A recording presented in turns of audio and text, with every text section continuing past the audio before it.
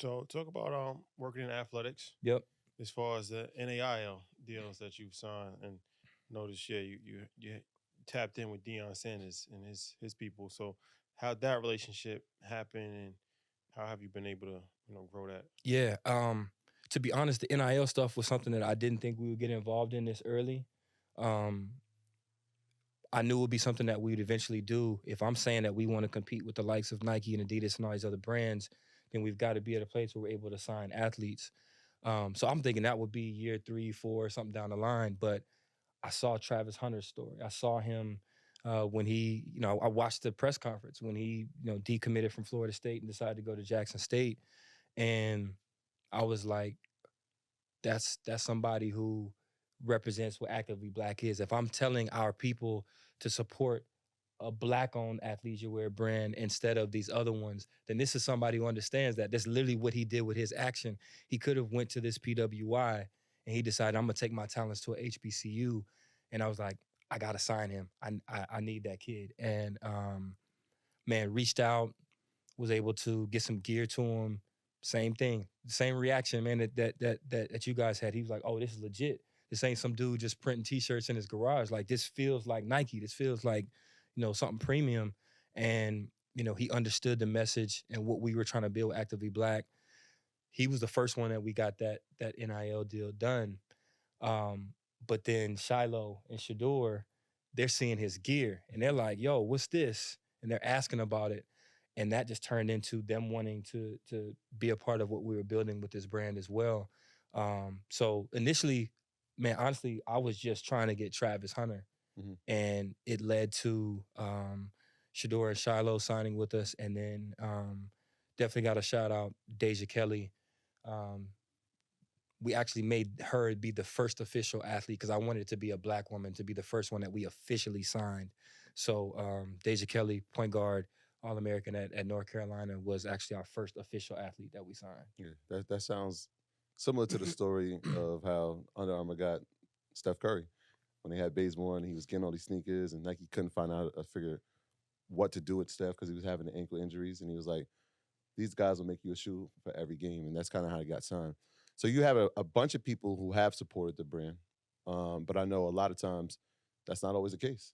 And so talk about the struggles of having some people, especially influencers, Yep. who really don't understand the vision and not are as supportive as you Yeah. think they would be when they see the vision. Yeah. I would say if there's anything that's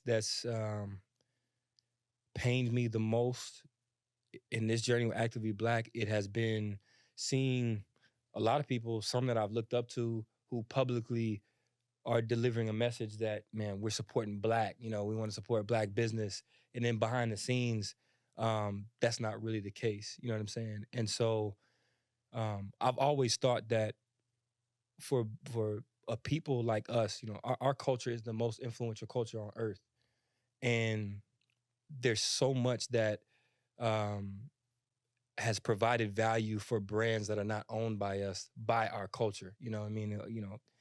I wanted a Rolex growing up because that's what I heard Biggie and Jay-Z talk about when, when you reach a certain level of success, you need a Rollie. Put your role in the sky. How much money has Rolex made over the years just because that has been embedded in our minds that that's what we need to go get when we become successful, right? And so in my mind, I was like, if we could get some of these black celebrities and influencers to champion our brands the way that they do these other European owned brands that don't care nothing about our people, you know, if we turn that global influence inward, what kind of power would that give us? You know what I'm saying? Mhm. And been talking about that a long time. And so as I'm having these meetings and having these calls with some of these black celebrities, and they're like, yeah, I got your package, I love the gear, but I'm not gonna post it unless you pay $100,000. It's like, but you wearing Nike on your gram and they not paying you. You know what I'm saying? You're tagging Louis and Gucci and all of your posts, but they're not paying you. But you're telling me that in order for you to wear my stuff and for you to give a shout out to Actively Black, I got to pay you $100,000.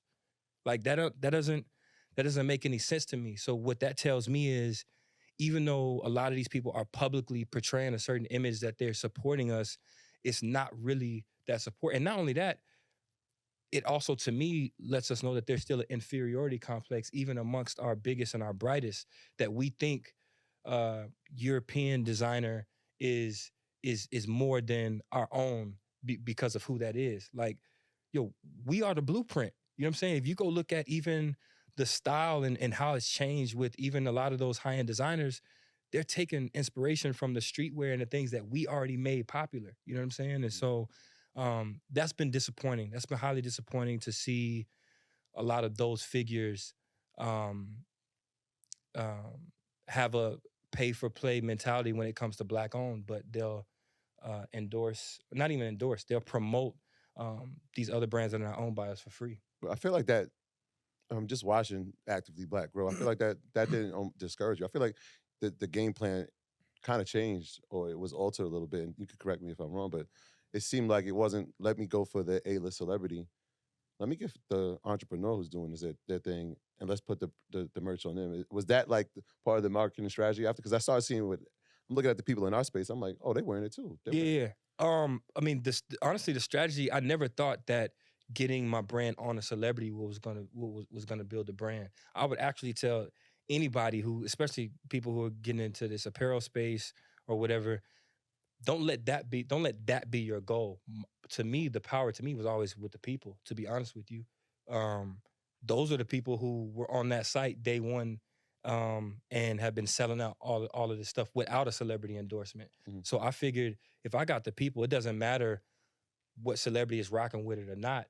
I got the people with me, and that's what's going to sustain you more than any celebrity giving you a cosign. And it has established us in a way with the people where they know we're always going to be authentic with whatever we do, whatever we say, whatever we put out. It's not going to be because of what any celebrity thinks. It's not going to be for any amount of money.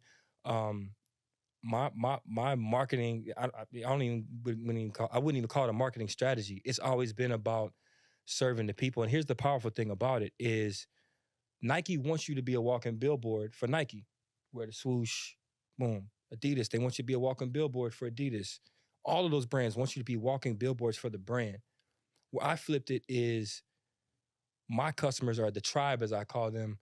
They don't see themselves as walking billboards for Actively Black. They look at Actively Black as something that represents them. We're not showing you the best athletes in the world and the biggest celebrities in the world with the psychology of the marketing to make you think if you buy this, you're going to be 1% closer to being LeBron James, or you're going to be 1% closer to being whatever celebrity it is. We're making stuff not for you to aspire to be anybody else. We're making stuff for you to be the best version of you. You know what I mean? So these other brands are very aspirational. Actively Black and Active Faith are inspirational. We want you to be the most authentic and best version of you. And the people resonate with that. So that's more powerful to me than any cosign from any celebrity, to be honest with you.